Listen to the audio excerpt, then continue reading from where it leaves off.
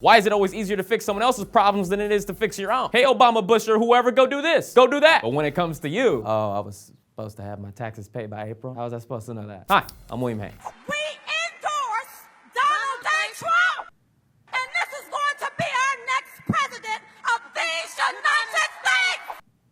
He gonna build that wall. He gonna build it. Trump, you need to get your actors from somewhere other than Craigslist. You can afford it. Oh snap, it's that time of the year where we tell which of our musical artists they matter to us and the rest of them, go ahead and try again next year. You didn't make it this year, you weren't relatable enough. Study some Taylor Swift, you idiot. For Album of the Year, your nominees are Alabama Shakes for Sound and Color, Kendrick Lamar for To Pimp a Butterfly, Chris Stapleton for Traveler, Taylor Swift for 1989, and The Weeknd for Beauty Behind the Madness. That's the album that had all the nasty stuff in it. You know, he was like, I wanna take you, I can't even, never mind. Song of the Year nominations are Kendrick Lamar for All Right, Taylor Swift for Blank Space, Little Big Town for Girl Crush, Wiz Khalifa featuring Charlie Puth for See You Again, and Ed Sheeran for Thinking Out Loud. See the entire list of nominees? Check out the link in the description. But my question is, why isn't Hotline Bling on the list? Do you guys not remember? Every year, people are furious about what artists or songs weren't nominated, and what people need to realize is our personal opinions don't matter. What really matters is who's gonna get the award shows the most views. Also, I think it's a little messed up that Drake was only nominated 5 times this year. My boy can't get 10. Remember Will Smith, the guy who went from locally known Philly rapper to NBC sitcom star to Independence Day star to being super rich and famous and having kids with careers bigger than yours? Well, he recently claimed that he did it all because an ex-girlfriend cheated on him. He said, when I was 15, my girlfriend cheated on me. And from that moment, in this bizarre psychological twist, I wanted to be the most famous entertainer on earth. You're definitely one of them, buddy. He later said, I believe that your girlfriend couldn't cheat on you. It's that really bizarre psychological leap. I'm always looking for that in my characters. What's the bizarre psychological leap they make based on some trauma? Okay, so you're telling me you were a part of some of the best things in the 90s and 2000s and you did it because you got cheated on? Where's this girl at now? Can I get her to cheat on me too? Can I at least get Vanessa Hudgens? I still remember the songs from High School Musical.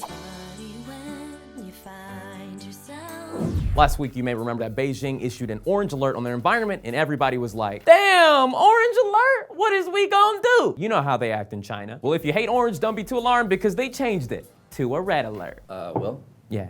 Red is worse than orange. You sure about that? Are you sure? Definitely. I mean, how did you know? Have you been to China? I've seen the color spectrum.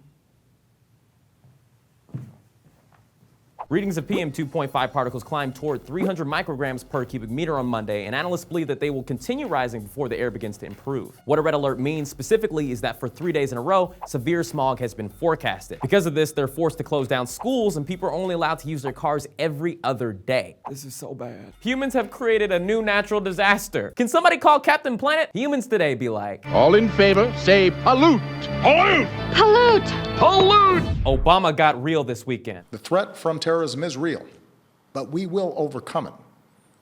We will destroy ISIL and any other organization that tries to harm us. Whoa, I don't think people realize our president just used the term destroy. Did you hear that, terrorists? I don't think he's playing.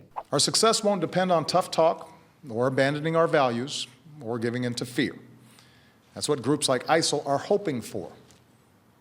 Instead, we will prevail by being strong and smart. This weekend, President Obama gave an address live from the White House, which has been a very rare occurrence during his presidency. Without even paying close attention, you can tell in this address, President Obama uses the type of language we haven't seen maybe ever in his presidency. He stated with unequivocal confidence that the attack last week in San Bernardino was an act of terrorism designed to kill innocent people. He later went on to say, I know that after so much war, many Americans are asking whether we are confronted by a cancer that has no immediate cure. He then explained that the federal government is pushing its efforts to a multi-tiered strategy to end terrorist groups abroad. He also spent 15 minutes of the address explaining to people the difference between an extremist group to the majority of Muslims, likely explaining to the American people that regardless of where your citizenship lands, if you commit an act of terror, you are a terrorist. Yo, that's really hard. 2015 has been an insane year. Things we never thought we'd see, we saw. And I'm talking about more than just the hoverboard thing that's not really a hoverboard. Our nation and the world in general has shifted because of recent events, and it's good to hear that somebody's trying to do something about it. Our politicians spend too much time blaming and pointing fingers. I think what the American people are most concerned about is, what even can we do? I'm excited to see this future. So what do you guys think about all of this? Do you think all of these terrorist organizations can be destroyed? How do you feel about this year in terms of growth and setbacks? What do you think we as regular citizens can do to ensure each other's safety? Let me know in the comments down below. I'm William Haynes. Thank you for watching. Welcome to SourceFed Live!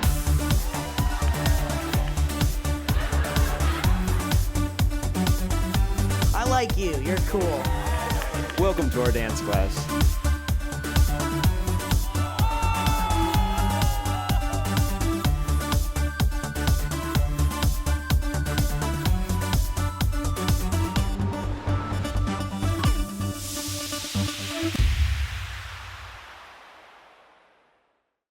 Vacation for 3 months. You come and you sit down. Get out. Get out of the chair. Get out! I remember I jerked off and then I like rubbed my stomach and I got a chill and I was like, oh, that was the best cum of my life. I can't feel my face when I'm with you, but I love it.